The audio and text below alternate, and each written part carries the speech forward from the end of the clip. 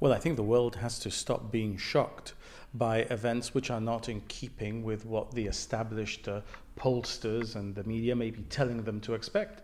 The world has to realize that people make decisions for themselves, which are the decisions that they believe are in the interest of their country, and we have to be ready to deal with those decisions, not with the expected decisions that a media and a polling class may be trying to propose to us is what should happen. People are looking for the things that matter to them, the things that will improve their lives. That's the key to politics. As I often say about my relationship with the former Spanish foreign minister, look, people don't want us to be having arguments. People want us to deliver results. That's why they elect us. That's why they pay us. We're there to manage things for people, and people are choosing managers that they think are going to deliver results for them, and they're choosing options like Brexit, like a politician in the United States, which may be against some of the aspects of globalization that we've seen, which people think will mean work better for their family. You mentioned Brexit, and there's an article in The Economist's website already that says that Donald Trump's win will make Brexit even more painful. Would you agree with that?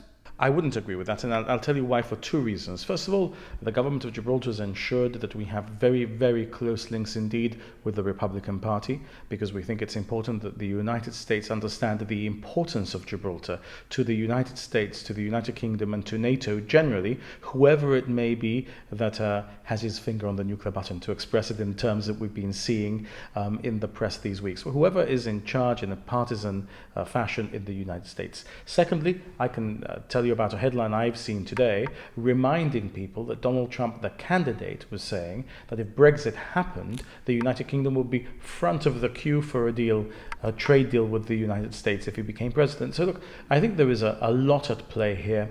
There are so many strands, it's impossible to gather them all in one simple understanding. These things are complex and multifaceted. And look, as President Obama said last night, before people went to bed in the United States, whatever happens, the sun will rise again in the morning. And as I said at the time of Brexit, we had to carry on, we had to keep our wits about us, and in that way we would deliver the best result for Gibraltar. That's what we have to do in the face of any election result anywhere around the world to ensure that we make the best for Gibraltar. Nevertheless, I imagine that the UK will have some fence mending to make after the comments by Boris Johnson, the Foreign Secretary, last year, that there were parts of New York that he'd rather not visit because of the risk of meeting Mr. Trump. Well, I think the Prime Minister has been very careful in the approach that she's taking in respect of this general election. Former Prime Minister David Cameron had made his views about candidate Trump known. Prime Minister May has been a little more careful about what she said, and I think she's ensured that the United Kingdom has played it down the line. So I think the United Kingdom is in a strong position in respect of the enduring special relationship. Dr. Liam Fox, for example, has very strong relationships in the United States. He has done from the time that he was defense minister. He's the person who's going to be negotiating trade deals. So look, there are swings and roundabouts in every aspect of policy. I think the United Kingdom, and with it Gibraltar, is well placed to have a Republican in the White House and not to have to be too concerned that the way this is going to affect Gibraltar is going to in any way be disproportionate to the feelings that people might have here about the candidate.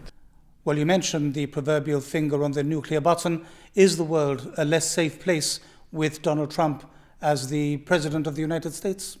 The United States is the world's policeman in the lexicon of politicos like you and me who enjoy discussing world politics. The United States is the world's policeman because it is responsible in the exercise of the power at its disposal. And Donald Trump hasn't become a billionaire by being irresponsible in the way that he deals with things. I think we've got to allow the dust to settle. We've got to understand that campaign politics is one thing and government politics is quite another. We have to understand the issues that have affected the views of Americans who've been voting in this general election. We can't fully understand them. We don't live in America. They have different views as a result. So when you look at things in the round, I think the lesson is to not believe the hype. Understand that the 24-hour news cycle requires people to hype things up a lot to keep you interested in the product that is being sold, and to see what it is that the next 6 months tell us about now President-elect Trump and President Trump after the 20th of January. So keep calm and carry on.